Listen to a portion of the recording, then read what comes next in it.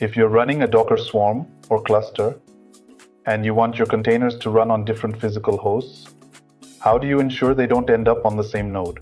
If I'm running a Docker swarm or a container cluster, and I want to make sure that containers are distributed across different physical hosts, rather than running multiple containers on the same node, I would use a concept called placement constraints or placement preferences.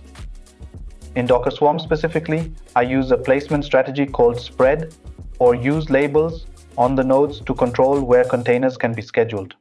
For example, I can assign labels to nodes like node worker 1, node worker 2, etc. Then I apply placement constraints in the service definition to tell Docker to run specific containers on different labeled nodes.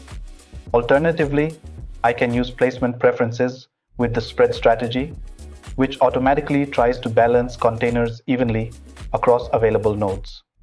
This ensures high availability and avoids putting all replicas on the same physical machine, which is critical for production environments, especially if one node fails.